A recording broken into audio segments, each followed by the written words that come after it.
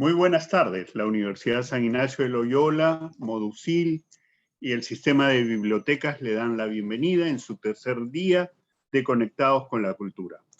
En esta oportunidad vamos a estar muy a gusto porque vamos a tener la presentación de un gran libro, Jan Schacht, Un viaje al reino de los moches, y su autora nos va a presentar cómo ideó esta novela, de cómo es interesante que nosotros la leamos. Voy a leer su perfil, su CV, para que ustedes la conozcan. Rosario Arias Quincot. Estudió Lengua y Literatura en la Pontificia Universidad Católica del Perú. Luego realizó estudios de posgrado en Lingüística General en la Universidad College de la Universidad de Londres. Más tarde obtuvo la maestría en Lingüística Hispánica con mención honorífica en la Universidad Nacional Autónoma de México, UNAM.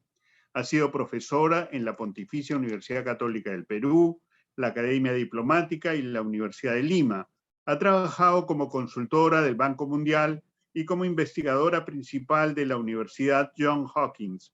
Además de los textos académicos, ha publicado con otra colega un libro de testimonios y voces y ecos, conversando con la generación de los 70 en el 2002. La otra autora es Rosa María Santisteban.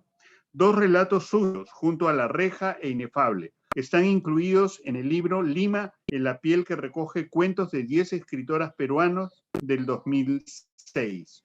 Su libro de cuentos para niños, Piel de Plata, del 2007, fue publicado por el proyecto Fondo Mundial y el Ministerio de Educación y repartido en las escuelas públicas de todo el Perú. Participó en el mini relato Huellas del Mar en la antología Basta, 100 mujeres contra la violencia de género del 2012.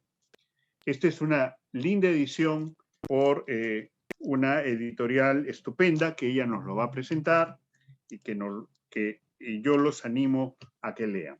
Pero no quisiera llevarme yo todo el tiempo. Y entonces, Rosario, muy bienvenida a esta tarde de Conectados a la Cultura con este gran libro. Es un libro que yo solamente quiero animar a todos los presentes a que estén atentos, te formulen las preguntas por el chat. Después las podemos hacer a viva voz porque va a haber un poco de tiempo, pero nuestra autora tiene preparado algo y entonces te vamos a escuchar con mucho interés. Adelante, Rosario. Buenas tardes, amigos. Un placer estar aquí. Gracias, Enrique, por la invitación. Para mí es un honor poder presentar ante este público amante de la literatura esta novela que me costó realmente un buen trabajo, unos varios años de trabajo. Acá está, les voy a compartir, voy a compartir esto para poder hacer la presentación. A ver, ya. Bueno, el libro se llama Jan Schacht, Un viaje al reino de los moches, y yo pienso que la literatura es como un lugar de encuentro, un lugar privilegiado de encuentro, y por eso el subtítulo que he puesto acá. Jan Schacht, Un viaje al reino de los moches, es una novela de aventuras que vincula 2 épocas, el siglo XXI, nuestra época, y los grandes señoríos moches en la costa norte del Perú. Desarrollar esta novela, como les estaba contando, sí me costó bastante trabajo, y después les voy a contar un poco más en detalle por qué me era tan difícil imaginar un mundo que nos es lejano, del que sabemos realmente, a pesar de todos los estudios arqueológicos, poco. Me costó más o menos como 8 años, pongo aquí como de escritura obsesiva por momentos y de abandono, porque me quedaba sin aire, no sabía cómo podía seguir la novela.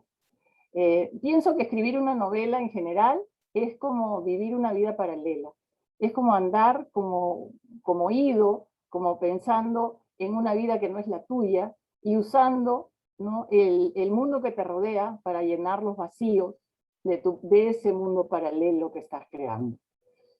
En este momento lo que quiero hacer para iniciar esto es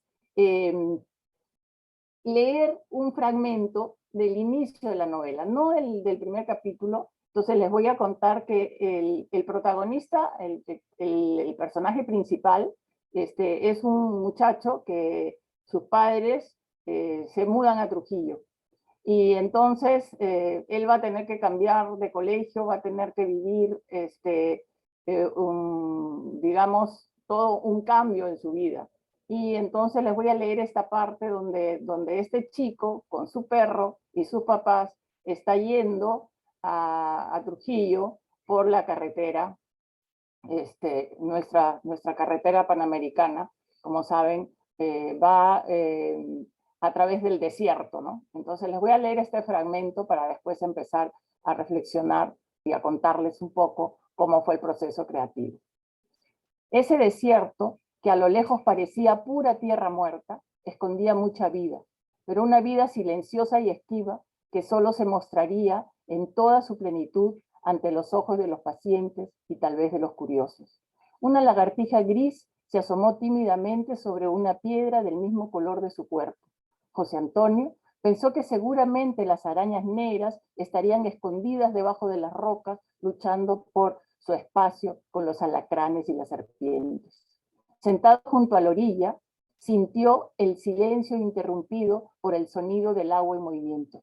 Agradeció la brisa húmeda que venía del océano y se preguntó cómo sería el desierto sin mar.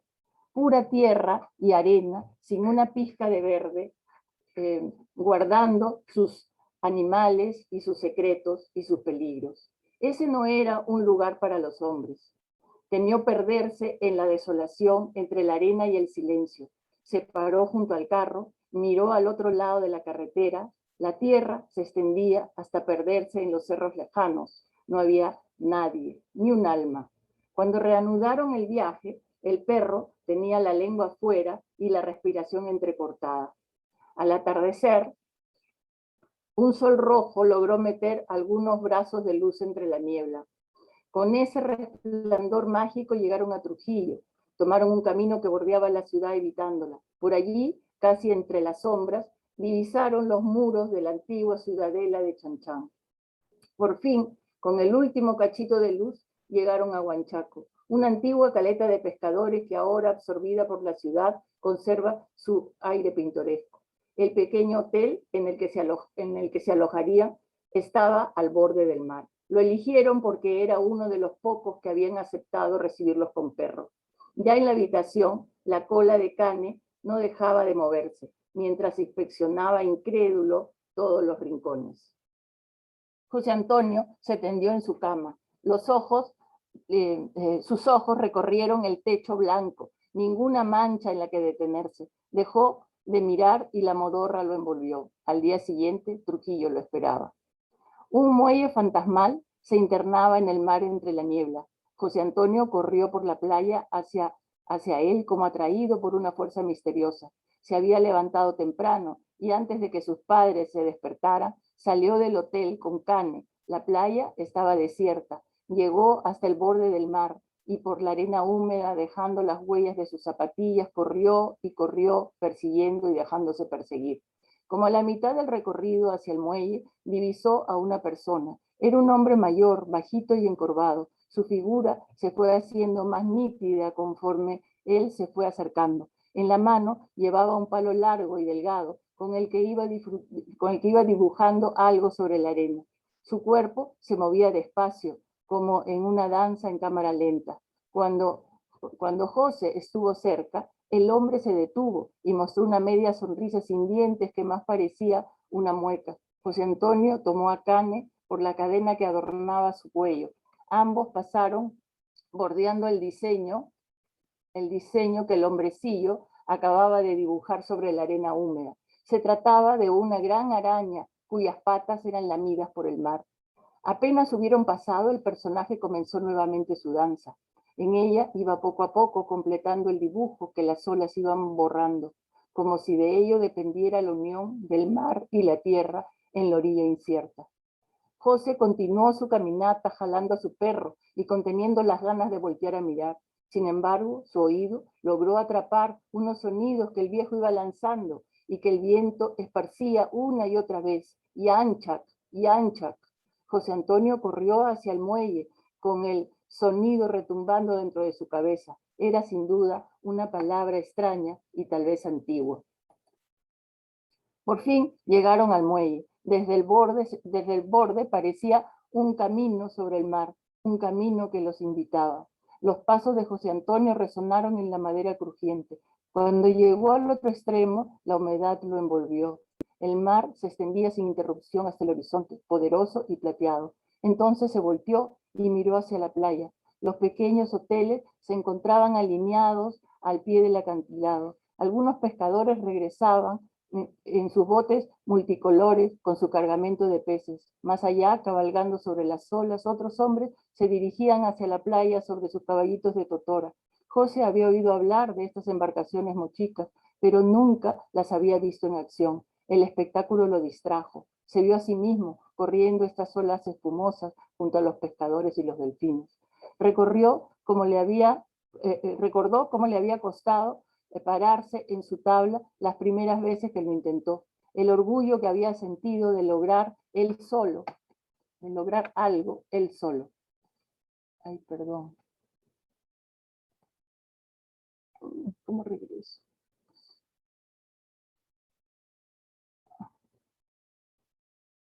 ¿Cómo regreso? Perdón, se pasó el rollito. ¿Con cuál? Con este gordito, con este. Ahí. Ya. Perdón. Ya. De lograr algo él solo. Sus padres pensaban que era muy chico y muy flaco cuando se interesó por la tabla. También consideraban que el mar era muy frío y peligroso para él. Finalmente le pagaron a regañadientes unas cuantas clases en Barranquito con un antiguo hippie de pelo ensortijado y sonrisa fácil que le enseñó a esperar, a medir sus fuerzas, a arriesgarse controlando su cuerpo y remontando las olas, mientras pensar en todo eso lo entretuvo. Cuando miró hacia la playa nuevamente, el danzante de la araña había desaparecido. Ya en el hotel, José apuntó en su libreta multiusos la misteriosa palabra que había escuchado y a su lado trató de reproducir la araña que había visto sobre la arena. Ya. Bueno, disculpen por la bobera de no saber regresar, pero bueno, ya encontré el camino felizmente. Ya. Ahora les quiero contar un poco sobre las motivaciones para escribir Yanchac. Y todos aquellos que les interesa la escritura y la literatura siempre se preguntan de dónde salen las ideas. Yo creo que la inspiración es realmente un misterio. Pienso que las razones para escribir algo son siempre un poco oscuras. No sabemos bien de dónde ni por qué salen las ideas. En mi caso, generalmente aparecen en la noche, ¿no?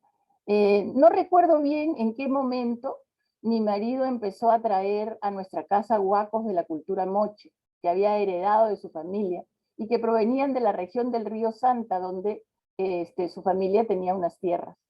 Poco a poco iban apareciendo estos personajes de arcilla hasta que llegaron a mi dormitorio. Y allí se quedaron, pienso yo, mirándonos dormir. Me gusta pensar que su presencia ha sido poderosa. Por eso, uno de esos personajes aparece mencionado en la dedicatoria de la novela. La novela se la dedico a mi esposo y a mis hijos, pero también se la dedico a este personaje que acá está en la foto. Y dice, al dios cangrejo, que desde el estante de mi dormitorio se coló en mis sueños para hacer esto posible. Los disparadores de esta aventura evidentemente son el mundo moche, uno de ellos, y el otro también pertenece al mundo moche, pero digamos el mundo moche en general. Estuve vinculada al mundo moche desde que yo era muy jovencita. Cuando recién entré a la universidad, mis papás me llevaron como premio, digamos, por haber ingresado a un viaje al norte y visité la ciudadela de Chan Chan. Y eso fue para mí realmente impresionante. Luego hicimos mucha visita al complejo arqueológico El Brujo, a la Huaca Cao y a la Huaca de la Luna también. Pero al complejo arqueológico del Brujo llegamos cuando todavía el museo no estaba hecho, cuando todavía el complejo no estaba abierto al público, y nos dejaron entrar de pura suerte, y desde ahí he regresado varias veces y he ido viendo las cosas que iban descubriendo, y estas cosas que iban descubriendo me impresionaron. El mundo moche entonces me atrapó, y esa admiración se coló en alguno de los párrafos de la novela. Aquí les leo uno. La Huaca Cao viejo mostraba a lo lejos su superficie blanca, casi irreal. Desde ahí parecía un cerrito inofensivo e inusual a la orilla del mar. Un viento poderoso y repentino desencajó el paisaje, empujando la niebla velozmente. La humedad los tocó y sintieron olores de otro tiempo. Eso es cuando los chicos llegan a hacer una visita al Museo de la Huaca Cao, ¿no? Antes de dejar el mundo del siglo XXI y pasar al mundo de la señora de Cao. Entonces, otro de los disparadores entonces, de esta aventura es la Dama Cao. Me maravilló desde el primer momento que tuve noticia de ella. Fue pues un detonante para escribir. Cuando los arqueólogos la encontraron, pensaron que era un hombre, y se dieron con la sorpresa que no, que era una mujer, y una mujer poderosa. ¿Qué me llamó la atención de ella? En primer lugar, sus tatuajes de arañas y serpientes. Y las arañas son un elemento poderoso en la cultura moche, y es un elemento que aparece, como han visto ustedes, desde el inicio de la novela. Aparece mencionada la araña desde ahí hacia adelante. La señora de Cao entonces fue encontrada con las joyas que la acompañaban, que también son increíbles.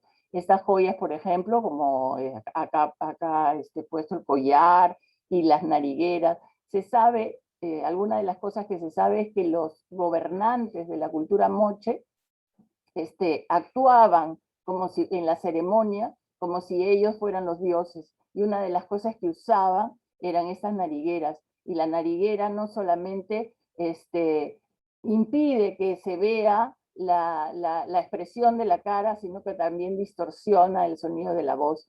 Entonces era un elemento importante, y ella tenía muchas narigueras hermosas en su tumba. Pero además de eso, había otros elementos que llamaron la atención de los arqueólogos, porque no solamente se encontraron las joyas, sino que también se encontraron armas ceremoniales, y estas armas ceremoniales usualmente eran presentadas como símbolos del poder masculino. Entonces me gustó que esta mujer, que al inicio todos pensaron que era una sacerdotisa o algo así, no, ella era la gobernante, ¿no? Y entonces eso fue realmente como una catapulta para motivar mi creación literaria. Y acá tengo una cita donde aparece la señora en la novela, con la señora que está en una de las ceremonias subiendo, ¿no? En un anda cargada por 4 jóvenes robustos, vestidos sencillamente de color claro, iba sentada la señora que los amigos habían visto en la pirámide cuando lograron escapar guiados por Miquel. Estaba deslumbrante, con su hermosa túnica de algodón bordada con motivos de arañas y serpientes que hacían juego con los tatuajes de sus brazos. Cuando empezó a ascender a la plataforma, su fina capa ocre ondeaba con el viento. Se paró junto a la silla y, sosteniendo una inmensa porra ceremonial forrada de cobre dorado, se dio la vuelta y miró al pueblo a sus pies. Entonces, una de las cosas que más me costó al crear la novela fue mandar a mis personajes del siglo XXI al mundo moche. Me daba angustia pensar que los iba a mandar a este lugar desconocido, ¿no? Y podía ser algo violento para ellos, ¿no?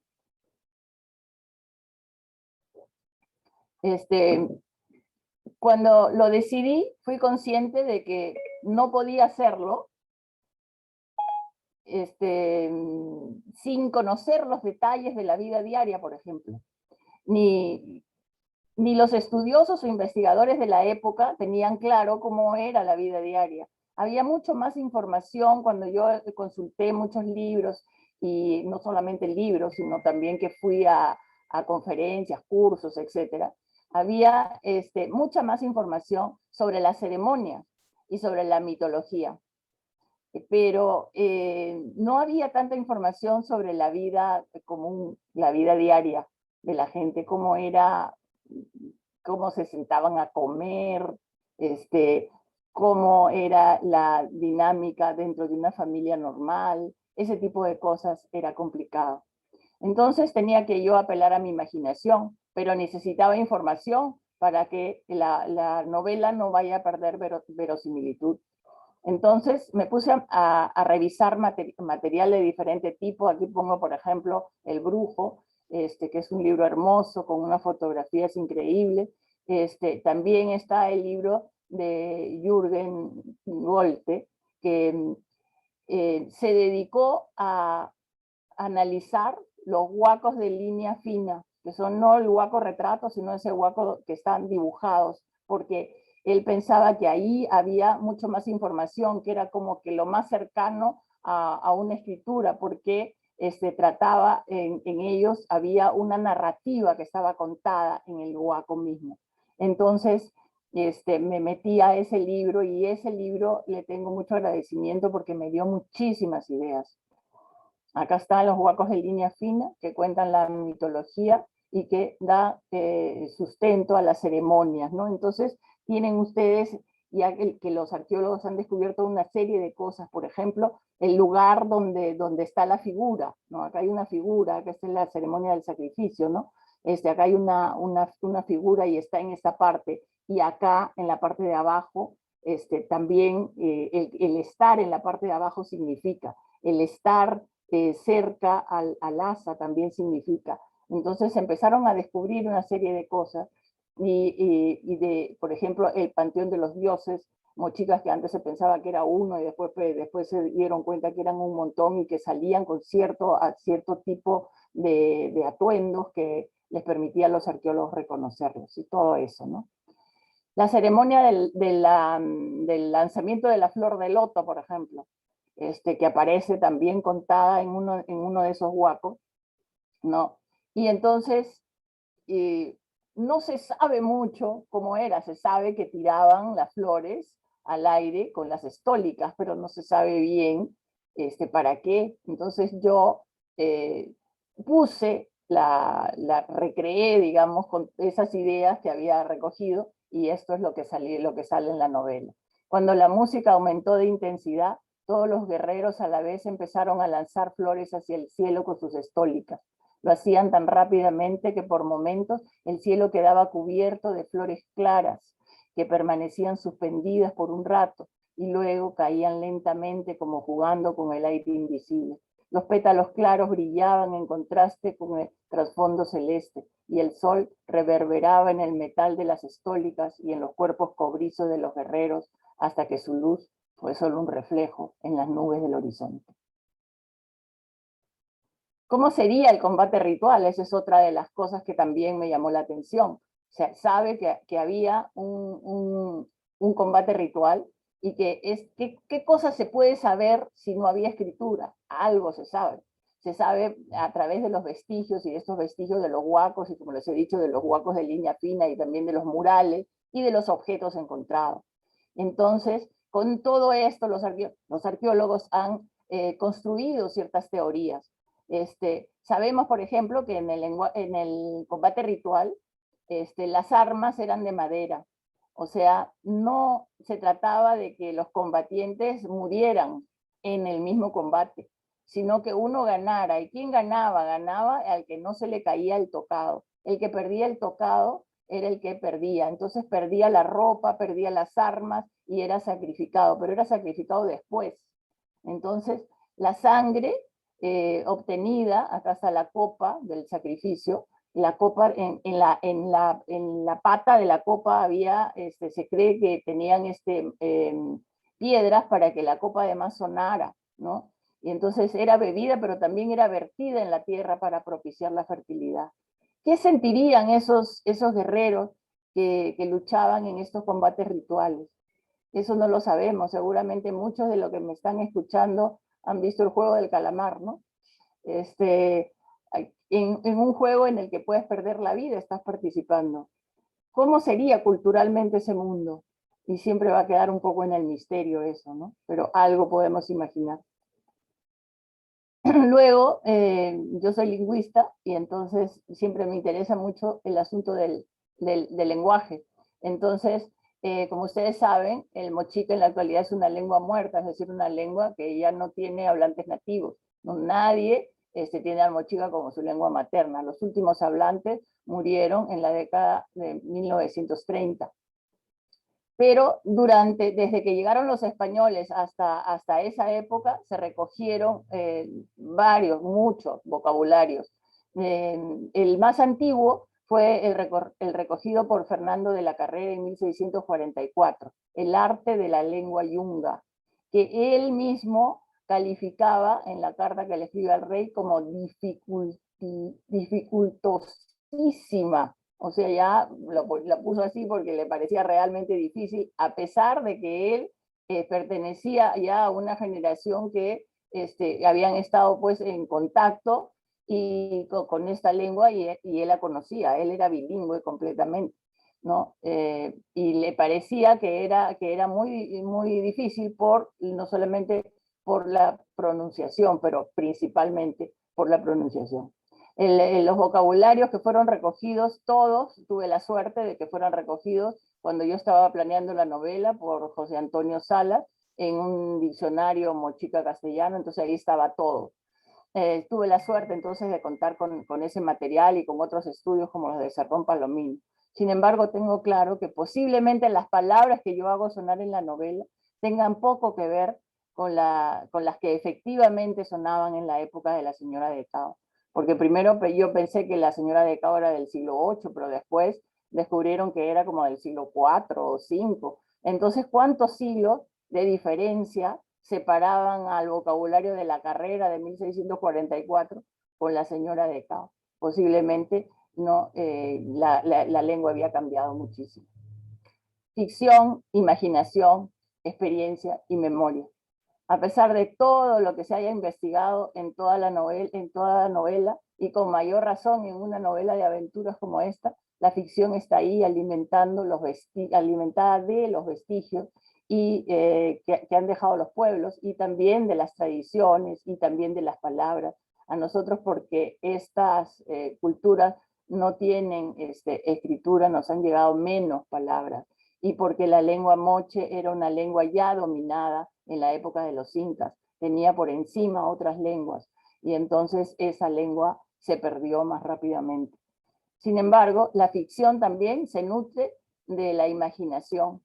Imaginar es la capacidad de construir imágenes mentales que van más allá de lo real. O sea, uno tiene que imaginar, pero tiene que partir de algo, ¿no? Uno no imagina de la nada. Todo relato tiene en el fondo la experiencia del autor nutriéndolo, ¿no? Y entonces los sentimientos, algo que a uno le ha pasado, está ahí para poder imaginar. Entonces, pero la imaginación y la memoria van de la mano y van nutriendo la historia. ¿Cómo construir la historia? Al empezar a escribir, cuando aún no se tiene claro cómo se va a desarrollar la aventura que se quiere narrar, uno ya sabe algunas cosas, y lo que yo sabía era que la aventura iba a ocurrir en dos épocas de la historia: el siglo XXI, nuestro tiempo, y el mundo moche de la señora de Cao. Ahora, ¿cómo ordenar esos tiempos dentro del hilo narrativo? Y todo eso ya involucra un montón de trabajo. Entonces tenemos el siglo XXI y el mundo moche.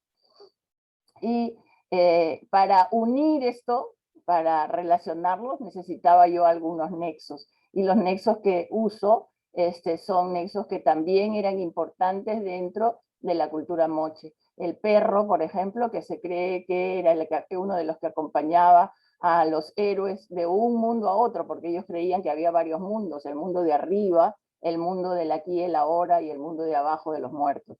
Y el otro nexo importante, que también era importante para ellos, es Yanchak, la araña, ¿no? La araña que teje la tela, y esa tela va a unir un mundo con otro. Y en los huacos aparece como si fuera una escalera, las arañas tejiendo las telas que unen los mundos.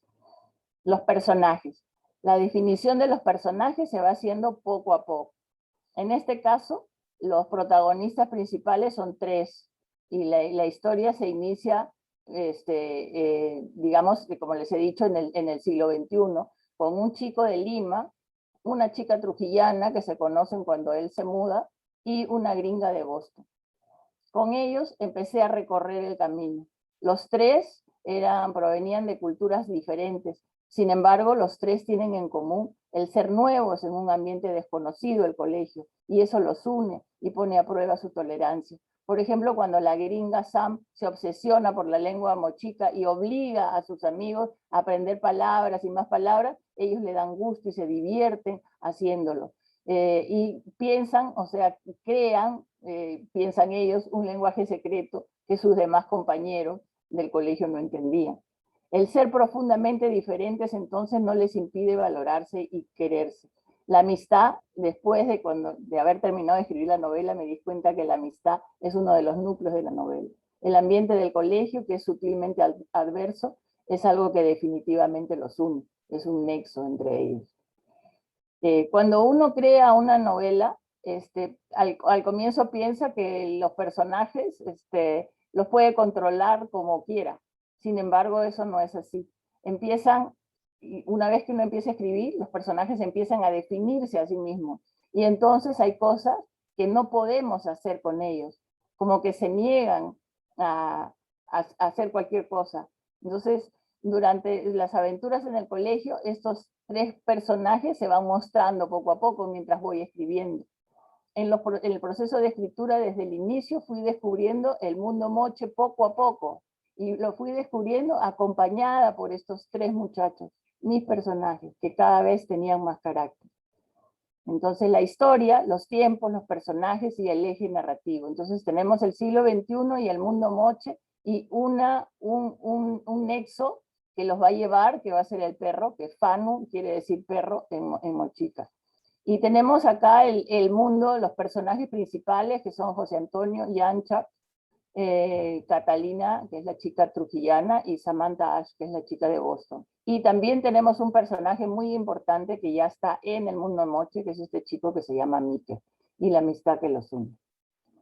Entonces, los nexos, como les dije hace un momento, son las arañas y Yanchak, que en cierta forma viven el protagonista. Yanchak empieza a aparecer en la narración poco a poco y en forma reiterada. Por ejemplo, en la página 42, un campesino al que han ido a visitar los chicos responde a la curiosidad de Sam con la siguiente explicación sobre el significado de la palabra Yanchak. Y en la parte que leí al inicio también aparece ya mencionada la araña.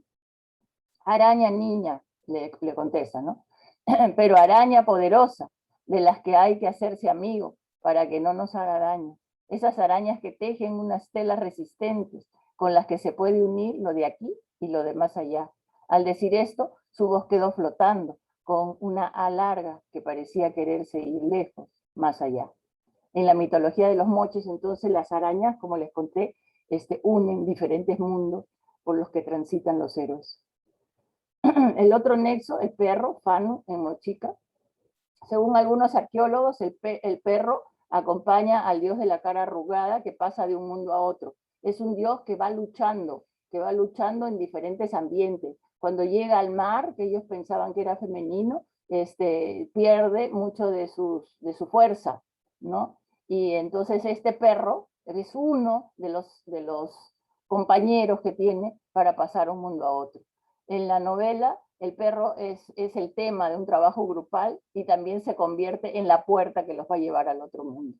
El perro de cerámica, que aparece ahí, hallado en una tumba de una sacerdotisa, junto con muchas vasijas ornamentales, el esqueleto de una adolescente aparentemente estrangulada para que hiciera compañía a su señora por los siglos de los siglos. O sea, pensaban que el perro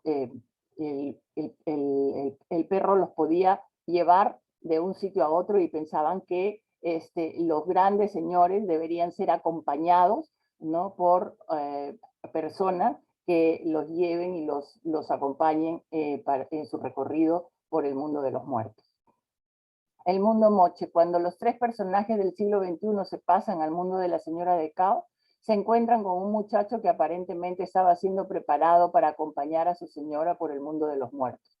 Se llamaba Miker, era más pequeño que ellos y parecía frágil, aunque después irán descubriendo que era muy decidido y ágil. Miker quiere decir ágil en mochica.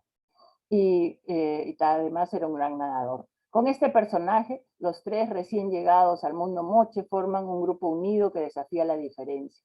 El esfuerzo por comprenderse mutuamente va más allá de lo lingüístico, y poco a poco, en la narración, va surgiendo una unión que vence las diferencias culturales y hace surgir el cariño y la amistad, una amistad que los lleva a arriesgarse para proteger a los otros en las muchas aventuras que les tocará vivir. Ya no les voy a contar porque espero que lo lean. Para finalizar la presentación, les he puesto algunas fotos de la maravillosa presentación que hubo del libro en la misma Huacacao, con el apoyo de la Fundación Vice y de la editorial SM, que es la que publicó el libro. Aquí estamos, haciéndole un pago a la tierra para que la señora de Cao no se moleste. Aquí estoy con Rubén Silva, un editor de lujo que tuve la suerte de que apoyara mi proyecto. Aquí está la señora de Cao con sus guerreros. Ahí está la lucha ritual. Acá está la presentación en la Feria del Libro de Lima antes de la pandemia, con otros escritores de la editorial SM. Y así. Muchas gracias. Entonces, para terminar, la magia de las novelas que nos atrapa se basa en el poder de la fantasía, en el manejo de la ficción, en ese mundo creado con palabras, en esas historias que poco a poco se van revelando para lograr persuadirnos. Es decir, la magia consiste en que los lectores se comprometan, se introduzcan en ese mundo de ficción y en cierta forma lo vivan. Ojalá que esta aventura que les presento hoy algún día logre atraparlos. Muchas gracias, Rosario. Nos ha encantado toda esta secuencia que has presentado paso a paso, desde la idea, los personajes, los lugares, el estudio de todo ese mundo mitológico mochica. Te lo agradecemos. Vamos ahora a pasar a las preguntas. Vamos a ver quiénes han formulado sus preguntas. A ver, hay varias. En el mundo Chibcha, Muisca, existe la leyenda de Bochica y Chiá, Dama, y se habla de una inundación, fenómeno del Niño. En la orfebrería del norte del Perú precolombino hay mucha coincidencia con los muiscas. ¿Será que tiene alguna conexión? Bueno, es posible que sí hay vestigios de que había inundaciones y que el fenómeno del Niño se presentaba y era destructor al máximo. Sí hay, yo he leído por ahí que sí. Y esto supongo que los llevaba a cambiar una serie de cosas de un tiempo a otro, ¿no? O sea, era un fenómeno vivo, ¿no? Contra el que tenían que estar reaccionando, ¿no? Pero de la otra cultura no sé mucho, así que no puedo hacer la comparación. Dos preguntitas más. ¿Existe alguna relación entre los chibchas, moches y chimúes? Ya que en la orfebrería hay mucha semejanza. Y la última, para que lo englobe, ¿existe alguna poesía mochica? Poesía mochica, no sé si existe una poesía mochica. la lengua se perdió. Lo que yo he encontrado son los vocabularios y las palabras y algunas construcciones que estaban más adaptadas a los intereses del mundo ya hispano, porque, por ejemplo, se usaba la lengua para poder explicarle a los indígenas la Biblia y el que tuvieran el poderlos convencer a que adoptaran la religión católica. Entonces, eso es lo que más ha quedado, pero al no haber escritura, yo no creo que haya, por lo menos yo no conozco que haya poesía. Poesía puede ser construida ahora por gente que se ha dado el trabajo de aprender la lengua. Como les he dicho, la lengua está, pero no es la lengua materna de nadie. Entonces, posiblemente ahí hayan dichos y esto, pero no sabemos qué tan representativos son de lo que realmente ocurría en esa época. Y en la orfebrería emparentada de mochicas, chimúes, ¿esos son muy parecidos? Pregunta esta persona. Sí, yo creo que sí, la orfebrería es una maravilla, ¿no? Ahí han visto ustedes las narigueras, por ejemplo, de una finura así, y complejas, porque hay representaciones de muchísimos personajes que eran importantes en su mitología, ¿no? Entonces ellos no tenían que ir a buscar otro pueblo que les hiciera ese trabajo, lo podían hacer ellos mismos, pero sí había comercio. Ah, qué simpático. Acá hay otro. ¿Qué aspectos de la juventud destacaría en su novela con la irrupción de la tecnología y los cambios sociales? Yo creo que la tecnología tiene una influencia fundamental en la vida social y familiar, ¿no? Entonces, tal vez podríamos recordar a Marshall McLuhan cuando decía el medio es el mensaje, ¿no? Es decir, el medio, si yo, por ejemplo, tengo que escribir solamente en piedra, pues lo voy a hacer mucho menos. Pero si puedo escribir usando la luz en un teléfono celular, puedo hacer otras cosas completamente diferentes. Entonces, eso yo creo que afecta la sociedad, por supuesto. Y digamos que va como moldeando y va afectando a las formas de relación de la juventud, lógicamente. Y cuando cambia, por ejemplo, una tecnología, que te digo, una tecnología como puede ser la escritura, aparece, o el papiro, y ya cambia la tecnología y ya no voy a usar el papiro, sino que voy a usar el papel. Entonces todo eso que afecta a las comunicaciones, que es una tecnología que afecta a las formas de comunicación, afecta no solamente la vida social, la vida familiar, sino yo creo que también las formas de pensar. Hay una pregunta que yo sí quisiera hacer. ¿Dónde, porque estamos muchas personas conectadas, dónde podemos adquirir el libro? ¿Están en todas las librerías? ¿Solamente hay una? ¿Nos puedes ilustrar antes que se pase, ¿no? Porque van a haber más preguntas, pero quisiera esa pregunta si nos la puedes absolver. Está en la librería de la editorial, que es la editorial SM, y la librería queda en Cavenecia. Ahí queda en Cavenecia y también la pueden buscar en la página web. La editorial SM manda los libros a la casa. O sea, no tienen que ir a la... Perfecto, entonces es toda una ayuda completa. Claro, también hay una versión virtual que también está ahí en la página web, aparece como posibilidad. Ah, qué simpático. Sí. He visto, en verdad, ha sido tu presentación muy linda, pero también me llama la atención lo cuidado que está el libro. Es en realidad han presentado un libro verdaderamente atractivo, con letra grande, con doble tapa, ¿no? O sea, con orejas, o sea, con contraportada. Creo que yo animaría que lo lean. Yo lo estoy leyendo, no lo he terminado, pero sí, estoy a la mitad, y me parece fascinante tu historia.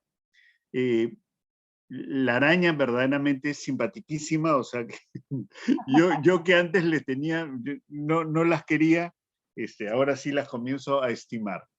Preferiría para estos últimos minutos que me quedan, si hay alguien que tenga su pregunta a viva voz, y le pediría a Alfredo que pueda liberar algunos micros para si alguien quiere escribir, o que lo escriban, por favor. Tenemos la facilidad de tener a la autora para que nos absuelva alguna duda, alguna cuestión. Sí. A ver, voy a ver si hay otra pregunta.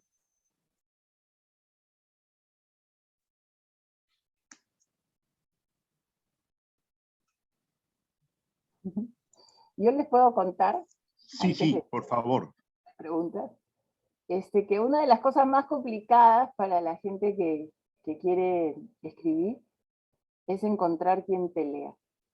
El inicio de eso es interesar a alguien que te lea, es complicado. Y sin eso no hay interés de ninguna editorial ni nada.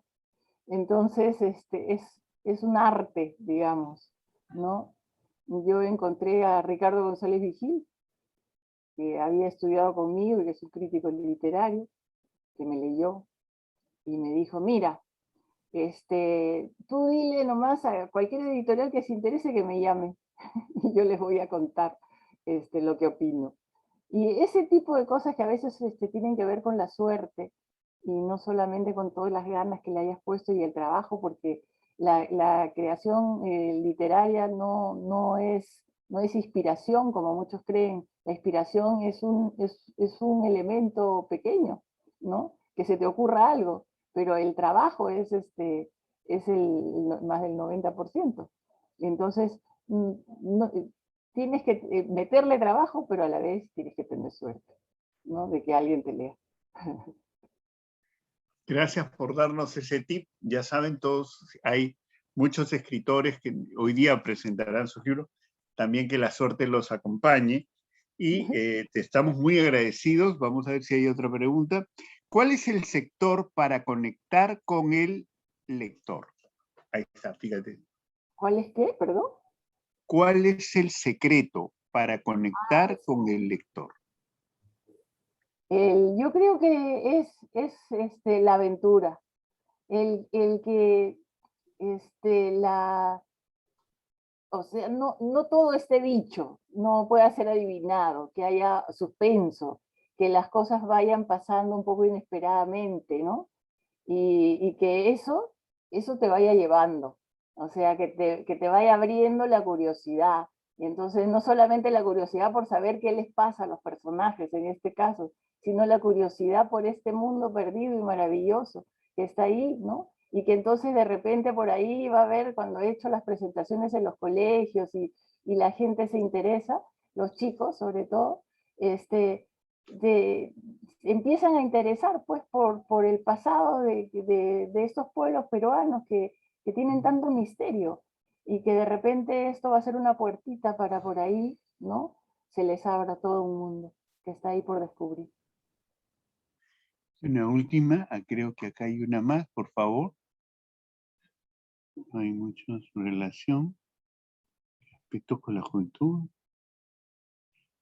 Felicitaciones por el trabajo. Es importante porque parte de una investigación arqueológica y completa con un poco de fantasía. De la profesora Moraima Montiveller, que está felicitando tu trabajo, que es arqueóloga, wow, y que nos va a brindar una conferencia el día de mañana sobre el día de lo... Ha hecho un trabajo de campo en uno de los cementerios más grandes de América Latina, que es Villa María del Triunfo. Entonces ella nos va a hablar mañana sobre su experiencia como arqueóloga y antropóloga en el mundo de los muertos. Y ya lo Wow. conocemos sí, con el mundo también mexicano, que es muy parecido. Muchas Claro. gracias, Rosario. Te estamos muy agradecidos y gracias a todos los que han hecho las preguntas inteligentes, que nos han hecho pasar una tarde deliciosa con una autora y con un tema verdaderamente que vale la pena que lo leamos. Entonces ya sabemos que es San Martín, que busquemos solamente en la web y que busquemos a Jan Jacques, Un viaje al reino de los moches, por Rosario Arias Quincón. Rosario, muchas gracias por haber estado con nosotros y Muchas bienvenida gracias. también a todas nuestras presentaciones. Va a estar también Alonso Cueto con otras caricias. Van a estar, tú que te interesa la literatura, dos profesores sobre Gabriel García Márquez, Noche de Escritores Latinoamericanos. Hay un homenaje a Eduardo Chirinos, en fin. Hay una serie de literatos que vamos a tener como visitados. Muchas gracias. Ay, gracias a ustedes. Un Muchas placer. gracias, de verdad. No tenemos aplausos grabados, deberíamos de tenerlos. Gracias, sí. Gracias, Rosario. Felicidades. Gracias. Todavía no se desconecten, por favor. Vamos a seguir presentando a Renato Rondinelli dentro de un rato. Así que un ratito, por favor, le damos la despedida con mucho cariño a Rosario, que nos ha regalado una linda tarde. Muchas gracias con todo su trabajo. Muchas gracias.